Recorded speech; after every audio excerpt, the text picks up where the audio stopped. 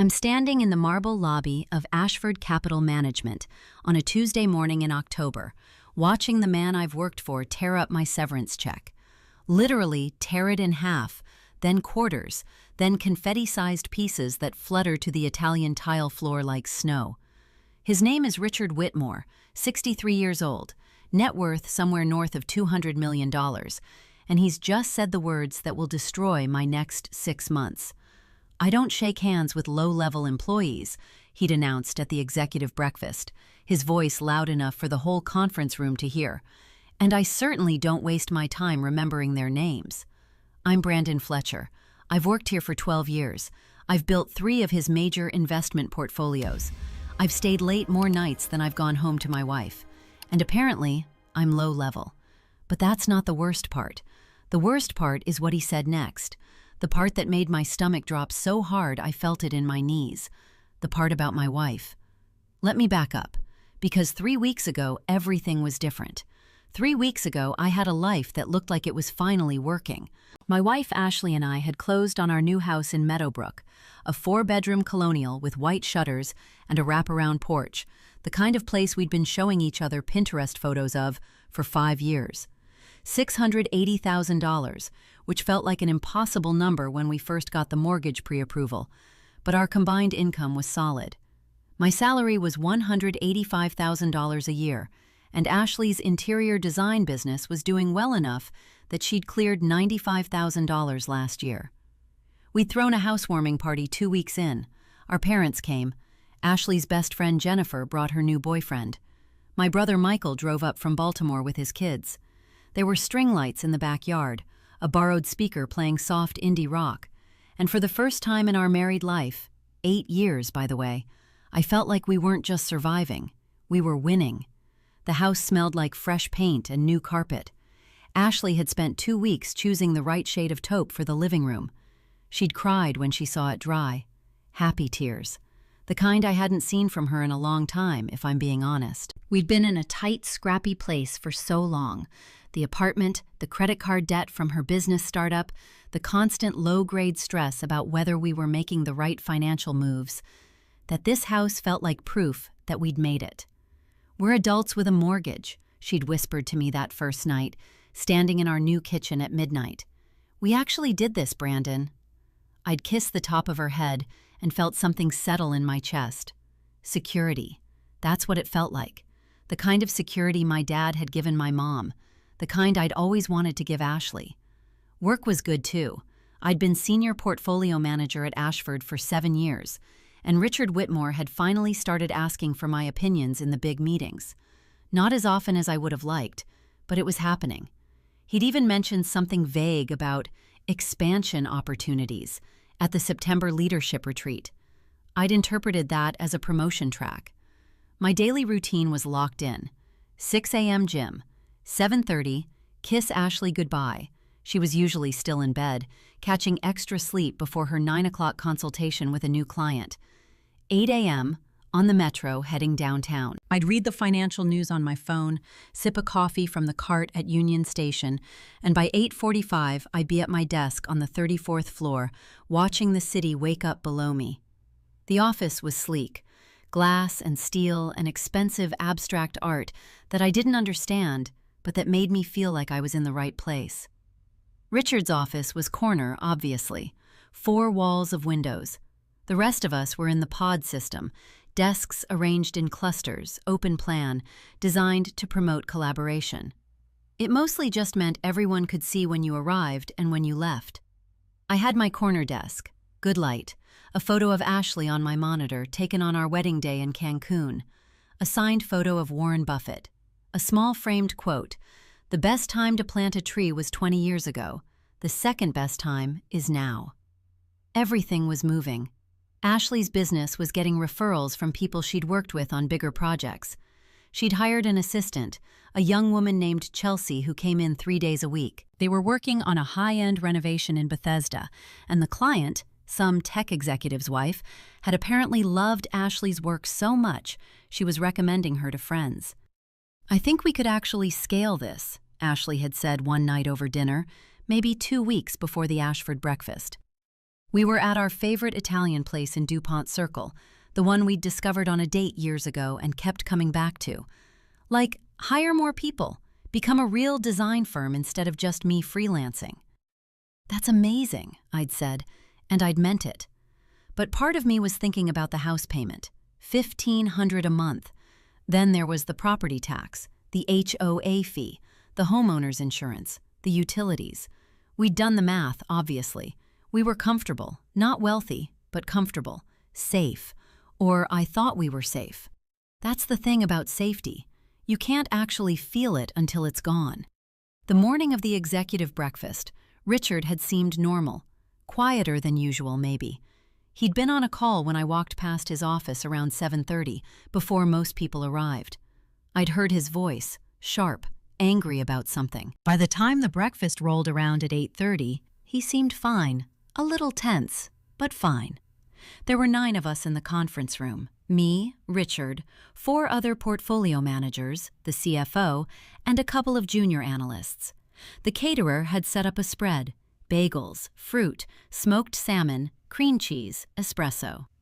I was on my second cup of coffee, reviewing the fourth quarter projections on my laptop, when Richard stood up. He'd tapped his spoon against his water glass. Everyone looked up. "I want to talk about institutional excellence," he said, "about the kind of people who belong at Ashford and the kind who don't." I remember thinking that was an odd way to start a breakfast meeting, but Richard was old money, Ivy League, the kind of guy who sometimes got philosophical in meetings. I didn't think much of it. "We are not a charity," he continued. "We are not here to provide jobs for people who don't add value. We are here to make money, to make our clients money, to make ourselves money, and that requires a certain caliber of individual."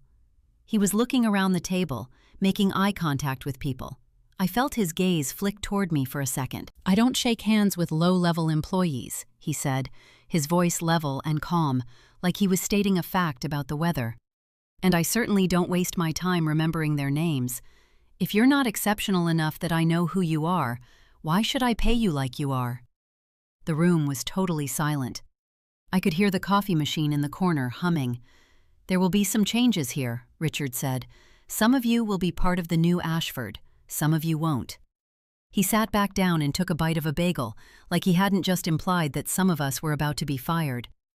I felt something cold move through my veins, a kind of creeping dread that I couldn't quite attach to anything specific. It was probably nothing. It had to be nothing. I was good at my job. I had 12 years of loyalty. I had a mortgage.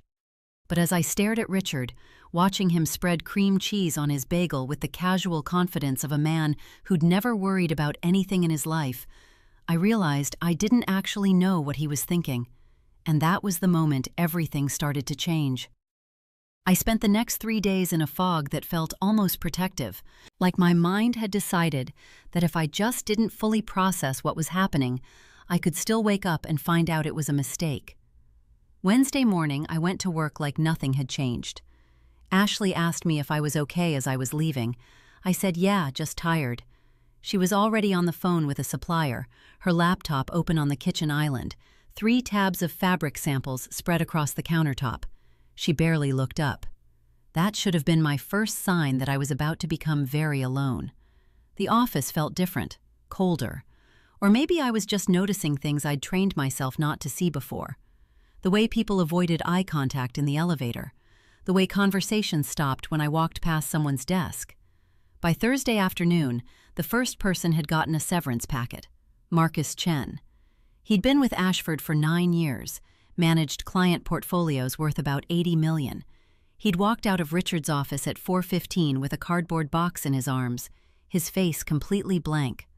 I watched him from my desk. He didn't look at anyone. He didn't say goodbye. He just walked toward the elevator, and I realized that was exactly what was about to happen to me. Friday morning, I got the email. Not from Richard, from Karen in HR. "Brandon, Richard would like to meet with you at 9 a.m. in his office. Please bring any personal items from your desk." My hands were shaking. I remember that very clearly. I was sitting at my desk, reading an email on my monitor, and my hands were literally trembling. I had to put my coffee down because I was afraid I'd spill it. I called Ashley. Went to the bathroom first, locked the stall door, called her. "Hey," she answered. She sounded distracted. "I think I'm getting fired," I said. There was a pause, a long one. "What do you mean, you think?" "I got an email. Richard wants to see me. He's making everyone bring their personal stuff." Another pause. "Well, are you fired or not?" "I don't know yet. I'm going to find out in like 20 minutes. "Okay," she said, and I could hear her processing this. "Okay, well, let's not panic until we know. You're really good at your job, Brandon. Maybe it's something else. Maybe it's not something else." I could hear her breathing on the other end of the line. "Okay," she said quietly. "Come home. We'll figure it out." Richard's office smelled like cologne and leather. He was standing at his window, looking down at the city when I came in. Karen from HR was sitting in one of the chairs across from his desk. There was a manila folder on the desk. I knew what was in it before he even opened his mouth. "Brandon," he said, turning around. He didn't smile. "Please sit." I sat. My legs felt like they were made of water. "We've decided to restructure the portfolio management division," Richard said, sitting down and opening the folder. "As part of that restructuring, we're eliminating your position, effective immediately." I remember thinking that I should say something. Some people probably fought back. Some people probably asked questions. I just sat there. "You'll receive 3 months severance," Richard continued, sliding a piece of paper across the desk, "which amounts to $46,000. You're eligible for COBRA for 18 months. Your 401k vests immediately. HR will walk you through the details." He stood up. The meeting was over. "That's it?" I heard myself ask. "That's it," Richard said. He glanced at Karen like he was wondering why I was still here. I looked down at the severance letter. The number was there in black and white, $46,000. After taxes, maybe $30,000. It sounded like a lot until you started dividing it by months and remembering that your mortgage payment was $1,500. Karen walked me back to my desk.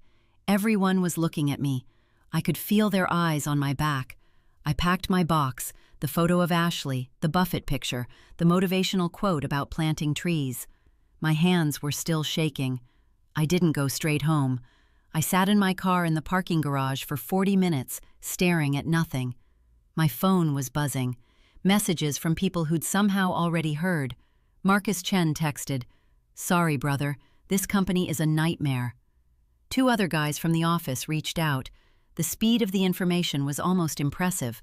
By the time I pulled out of the garage, everyone probably knew. When I got home, Ashley was in the kitchen. She'd made coffee. That's what struck me most about that moment. She'd made fresh coffee, like we were about to have a normal conversation about a normal Friday. "How bad?" she asked. "Pretty bad," I said. I told her the number, $46,000. She sat down at the kitchen island, and I watched her do the math. I could see it happening on her face. The mortgage, the property tax, the HOA fee, the utilities, the insurance, the car payment. She was dividing the severance by months like I had, and she was arriving at the same conclusion. "It's okay," she said, but her voice was thin. "You'll find another job. You're really good. Companies want people like you." "The market is competitive right now," I said. I wasn't trying to be pessimistic. I was just being realistic. I'd been in the finance industry long enough to know that it wasn't a buyer's market for employees. "How long do you think it'll take?" "I don't know. 3 months? 6 months?" "We can make it on my income for a few months," she said. She was trying to convince herself as much as me. But here's the thing about being married to someone for 8 years. You know when they're lying. You can hear it in their voice. Ashley's design business made good money, but it wasn't reliable. Some months were $95,000, some months were $20,000, and they weren't months we could predict. "We'll be fine," she said again. I nodded. I didn't believe her, and I knew she knew I didn't believe her. That night, I couldn't sleep. I lay in our new bed, in our new house, listening to Ashley breathe beside me, and I felt the first real wave of panic, the kind that makes your chest tight, the kind that makes you wonder if you've made a catastrophic mistake somewhere and just didn't realize it until now. By Monday, it had gotten worse. I'd started job hunting. I'd updated my LinkedIn profile. I'd reached out to every contact I had in the industry. And what I learned very quickly was that Richard Whitmore had said something to someone. I found out on Tuesday when I was talking to Derek, a recruiter I'd worked with before, trying to place candidates at Ashford. "Yeah, I heard about you," Derek said. His tone was careful, too careful. "What did you hear?" "Just that things didn't work out at Ashford. That's cool. It happens." "Derek, what did you actually hear?" There was a pause. "I heard Richard said you were low level, that you didn't add value, that he didn't think you'd be a good fit at a serious firm." My stomach dropped. "He said that?" "That's what I heard through the grapevine. Look, I don't know if it's true, but it's out there, and in this business, perception is everything." I got off the phone and called another contact, then another. By Wednesday, I had my answer. Richard Whitmore, one of the most respected names in finance, had spent the last week telling people that Brandon Fletcher was a low-level employee who didn't deserve his position. Not in those exact words, but the message was clear. He'd destroyed my reputation on his way out the door. I didn't tell Ashley. Not right away. She was already stressed. She'd started working longer hours, trying to generate new business, trying to make up for what we'd lose from my unemployment. I could see the strain in her shoulders when she came home, the way she'd pour a glass of wine and just stand at the kitchen window, looking out at the backyard we'd barely gotten to enjoy. Instead, I started doing something different. I started researching Richard Whitmore, really researching him, his business practices, his reputation, the lawsuits in his background, and what I found made my blood go cold. There were 3 of them, 3 settlements, all from women who'd worked at his previous firms, all sealed, which meant the details were confidential. But the dates were there. The amounts were public record. 50,000, 200,000, 350,000. Sexual harassment. It had to be. What else would be that expensive and that well hidden? I sat in my home office, which used to be the guest bedroom, and I read through every article I could find about Richard Whitmore. The man was a predator with a good lawyer, and he'd just fired me for not being exceptional enough, while he'd been quietly settling harassment claims for years. Thursday morning, I got a call. Unknown number. I almost didn't answer. "Brandon Fletcher?" A woman's voice. Professional. Careful. "Yes?" "This is Susan Brennan. I'm an employment attorney. I'd like to talk to you about your former employer, Richard Whitmore." I felt something shift in my chest. Not hope exactly, but something close. "How did you get my number?" I asked. "Marcus Chen gave it to me. He said you might be interested in what I'm working on. He also said Richard made some pretty public statements about you at your termination." I leaned back in my chair. "What kind of case are you working on?" I asked. "A big one," Susan said. "Can you come to my office next Wednesday? Bring any documentation you have about your employment at Ashford. And Brandon, don't talk to anyone about this yet." I said I would. I hung up the phone, and for the first time since I'd been fired, I felt like maybe I wasn't completely helpless, but I had no idea what I was about to walk into.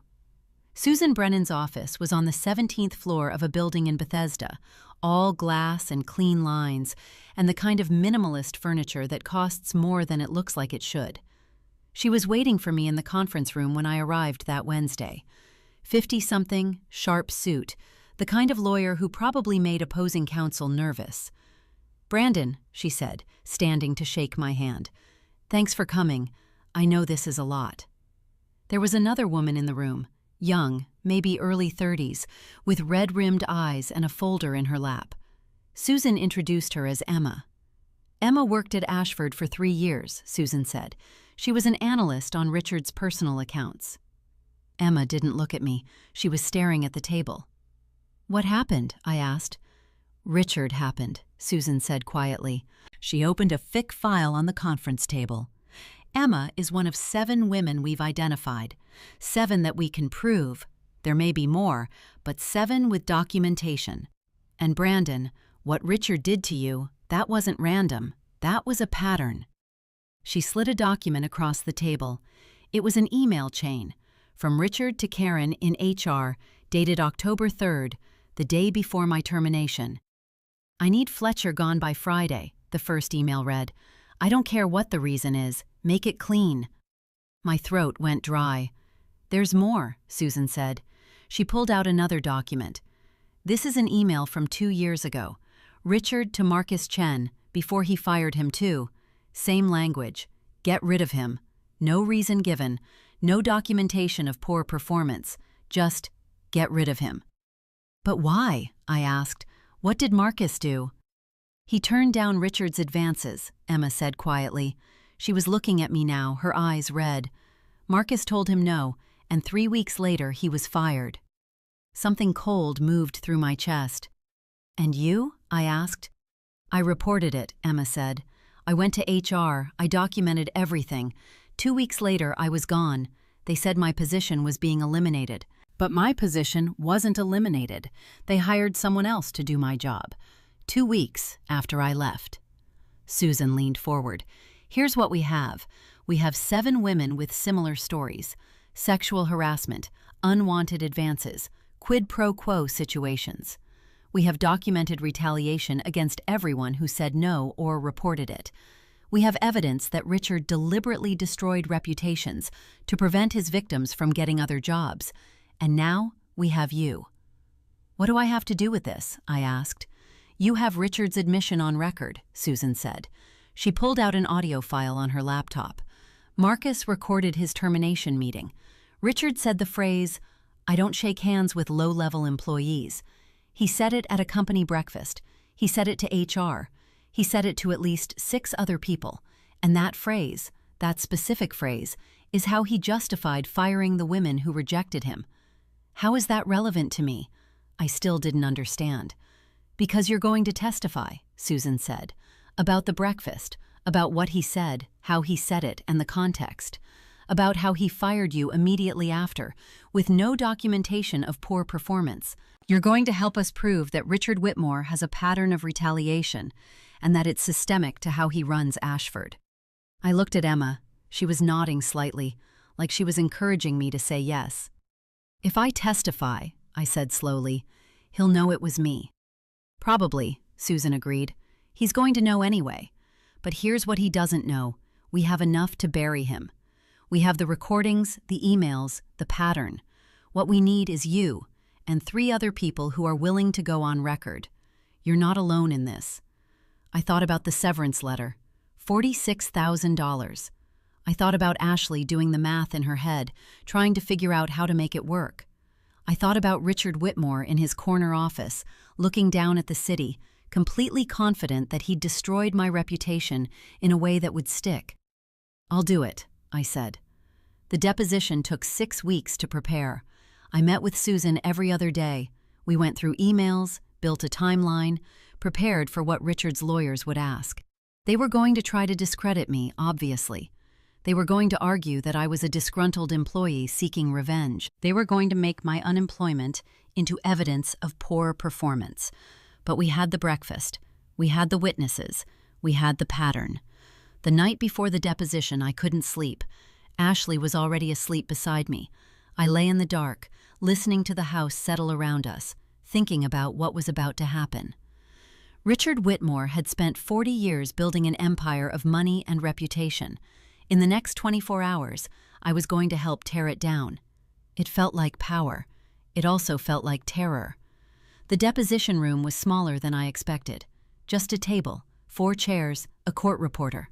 Richard was there with his lawyers, 2 of them, expensive ones. The moment he saw me, his face went blank. That's when I knew he understood. Susan started with the basics. When I started at Ashford, my responsibilities, my compensation. Then she got to the breakfast. "Do you remember October 1st?" she asked. "Yes." "Tell us what happened." I told them, every detail. Richard's voice, the way he said low-level employees, the silence in the room, his face when he made a comment about my wife. I watched Richard's expression change as I talked. First, confusion, then recognition, then something that looked like fear. "What did he say about your wife?" one of his lawyers asked, leaning forward. I hesitated. I'd been waiting for this question, and I still didn't want to answer it. He said that she was the reason I was mediocre, I said quietly.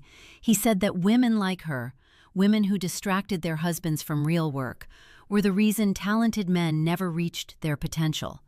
He said it was sad that I'd wasted my intelligence on a woman who'd never understand it. The room went silent. "That's a lie," Richard said suddenly. He stood up. "That's a complete lie. I never said that." "We have witnesses," Susan said calmly. "4 people who were in that room.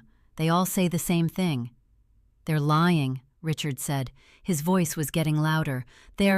"Sit down, Richard," his lawyer said quietly. But it was too late. I'd seen something break in him. The confidence was gone. What was left was a man who'd been caught, and he knew it. Susan continued with the questions. She walked through my termination, the email to HR, the lack of documentation, the severance that was standard but not generous. Then she pulled out Emma's file. "Mr. Whitmore, do you recognize this employee?" Richard's face went white. "She worked for you for 3 years. Can you tell us why she's no longer employed at Ashford?" "That's personnel information," his lawyer said. "That's fine," Susan said. "We have the documentation from her lawsuit, the one you settled for $200,000. In that settlement, you agreed never to speak about why she was terminated. But Emma has no such restriction. She's prepared to testify about the advances you made toward her, about what you said to her when she declined, about the retaliation that followed." Richard was gripping the edge of the table. His knuckles were white. "We're done here," his lawyer said, standing up. "This deposition is over." "That's your choice," Susan said, "but we're moving forward with or without his testimony. We have 6 depositions scheduled for next week, and the press is already interested." The press.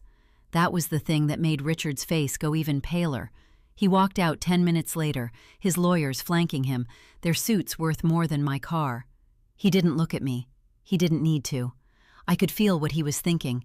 He'd miscalculated. He'd assumed that destroying my reputation would be enough. He hadn't counted on me fighting back. The settlement came 3 months later, $7.2 million, divided among the 7 women, plus legal fees, plus a public apology, though Richard's lawyers tried to negotiate that part away. In the end, he signed it. He had to. The evidence was too strong, the pattern too clear. When I heard the number, I was sitting in Susan's office. She'd called me to tell me the news before it went public. $7.2 million. My share, as the male employee who'd been targeted for retaliation, was $1.1 million. After taxes, somewhere around $650,000. I remember Susan asking if I was okay, and I realized I was crying. Not because I was happy, because it was real, because the nightmare was over. I called Ashley from the car. She was working from home that day, had a consultation with a new client at 3. I told her to sit down. "We won," I said. She didn't understand at first. When I explained the settlement, she was quiet for a long time. "That's enough," she finally said. "That's enough to breathe," I finished. "Yeah, it's enough to breathe." That weekend, I told Richard Whitmore's reputation where to go. Not to him, he'd already disappeared from public life, had sold his stake in Ashford to his partners, and retreated into whatever quiet life people like him retreat into. But I told the story. I let the details be known. I made sure that everyone in finance knew what he'd done. The firm changed. New leadership, new policies. The women who'd settled with him got their jobs back if they wanted them, or they got recommendations to other firms. Emma started consulting. Marcus Chen got hired at a better company. The culture at Ashford shifted, slowly, from predatory to something almost approaching normal. And me? I took my time finding a new job. I didn't need to rush. I could afford to be selective. I found a firm that valued me, that treated me like a human being instead of a line item in a spreadsheet. Ashley's business grew. With the financial cushion, she was able to hire more people, take bigger clients, expand. Last year, she cleared $420,000. We kept the house, the one with the white shutters and the wraparound porch, the one that proved we'd made it. The thing I learned, the thing I'd tell anyone who asked, is this. Sometimes the only way out is through. Sometimes you have to be willing to burn it all down, to stand up in front of your enemy and tell the truth, even when you're terrified, even when you have everything to lose. Because if you don't, if you just accept the story they've told about you, then they win. And I wasn't willing to let Richard Whitmore win. The best revenge isn't money. It's knowing that you told the truth, and the truth mattered, and because of it, you changed something. You protected someone else. You made sure it wouldn't happen the same way again. That's worth more than $7 million. That's worth the cost of standing up.